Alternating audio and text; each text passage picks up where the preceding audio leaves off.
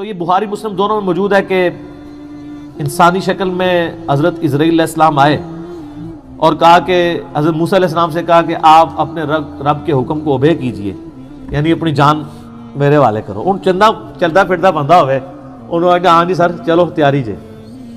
اور پھر موسیٰ علیہ السلام، تو حضرت موسیٰ علیہ السلام نے ایک تھپڑ مارا اس کو، اس کی آنکھ نکل گئی. اب ظاہر ہے کہ حضرت موسیٰ کے ساتھ تو مس بیہیو نہیں کر سکتا تھا نا، اللہ کا بھیجا ہوا پیغمبر تھا وہ.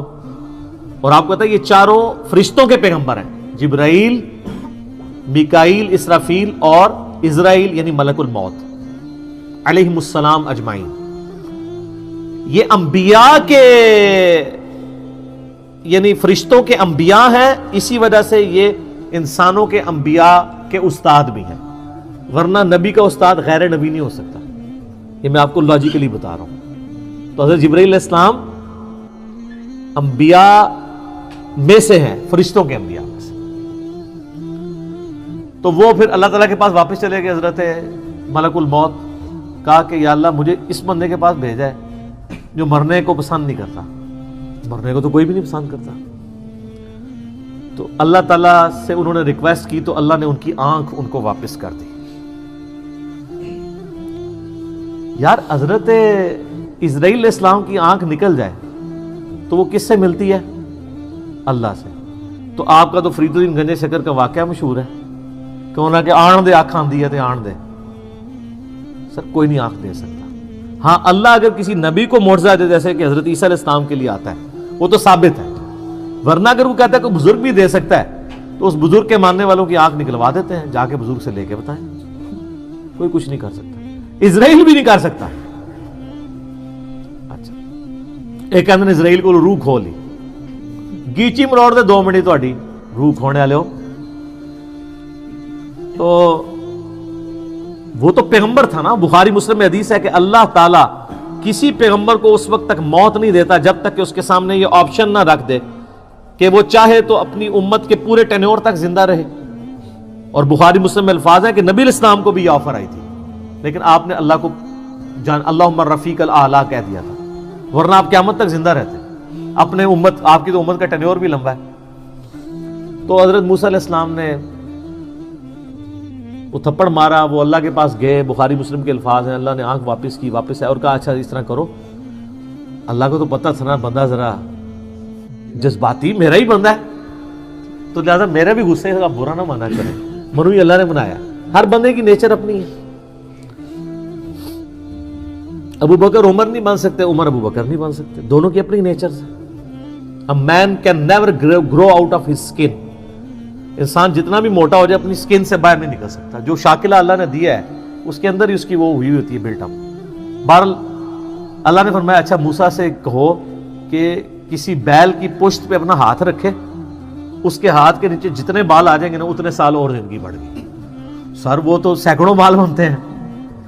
تو حضرت اسرائیل علیہ السلام یہ جب پیکج لے کے آئے نیا کہ حضرت پہلی تو معذرت ہوں اے پیکج ہے تہاڈی مرضی ہے.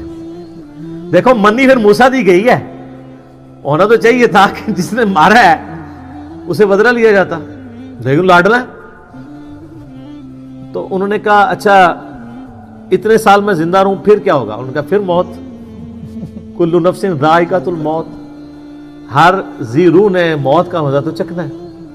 تو پھر انہوں نے کہا جب اتنے سال بعد مرنا ہی ہے تو اب کیوں نہیں، جب یہ میں نے جام پینا ہی ہے موت کا. تو پھر انہوں نے کہا اے اللہ بس میں تجھ سے یہ دعا کرتا ہوں کہ مجھے ارض مقدس یروشلم کے قریب کر دے، میں اتنا قریب ہو جاؤں کہ وہاں سے اگر کوئی پتھر بھی پھینکے نا تو میری قبر تک پہنچ جائے، وہ مقدس زمین کے. جیسے ہماری بھی خواہش ہوتی ہے بقیع غرقد میں دفن ہو. مسلم شریف میں حدیث ہے کہ جس نے مدینے کے مصائب پہ صبر کیا تو میں اس کا شفیع بنوں گا. ترمذی میں الفاظ ہیں کہ ہو سکے تو مدینے میں مرو، جو مدینے میں مرے گا میں اس کی شفاعت کروں گا. اور بخاری میں حدیث ہے حضرت عمر کہا کرتے تھے اے اللہ مجھے شہادت کی موت دینا، اپنے رسول کے شہر مدینہ میں موت دینا. اللہ نے دونوں ان کی دعائیں قبول کر لیں، کیونکہ سب سے پہلے شفاعت اہل مدینہ کی ہونی ہے، بشرطے کہ وہ آپ کے فرقے کا ہو. ہاں سر فضائل اعمال والے شیخ زکریا صاحب بھی مدینہ شریف بقیع غرقد میں دفن ہے، اور فضان سنت والے الیاس قادری صاحب کے پیر صاحب ضیاء الدین مدنی بھی وہاں پہ دفن ہے، اور ہماری ماں سیدہ عائشہ بھی وہاں دفن ہے، امام حسن علیہ السلام بھی وہاں پہ دفن ہے، امام باقر بھی وہاں پہ دفن ہے، امام مالک بھی وہاں پہ دفن ہے، حضرت عثمان غنی بھی وہاں پہ دفن ہے، اور عبداللہ ابن ابی بھی وہاں پہ دفن ہے۔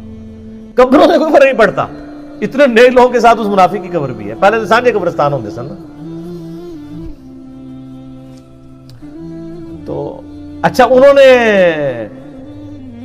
دیکھ لیں اس سے اسرائیل سے نہیں کہا کہ منو جا لین دے، اللہ سے ہی مانگا ہے، تو اللہ نے ان کو قریب کر دیا۔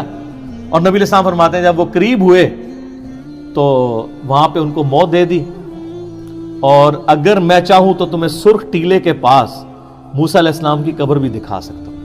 یعنی حضرت موسیٰ علیہ السلام گمنامی میں ایک قبر میں دفن ہے، کوئی مزار نہیں ہے سر۔ مزار یا لوگوں کا آنا اگر بزرگی کی دلیل ہو تو وہ بزرگ جس کا نام قرآن میں 125 دفعہ ہے موسیٰ علیہ السلام، اس کی قبر بھی ان نون ہے۔ ظاہر ہے جب وہ اکیلے وہاں پہ، بخاری مسلم میں، صحیح مسلم میں 2 حدیثیں ہیں، آپ علیہ السلام فرمایا میں نے شب معراج سرخ ٹیلے کے پاس موسیٰ علیہ السلام کو قبر میں نماز پڑھتے ہوئے دیکھا ہے، اگر میں وہاں سے گزروں تو میں قبر بھی دکھا سکتا ہوں۔ اور اللہ کر رہے ہیں آخرت کی زندگی میں، اس کا دنیا سے کوئی تعلق نہیں۔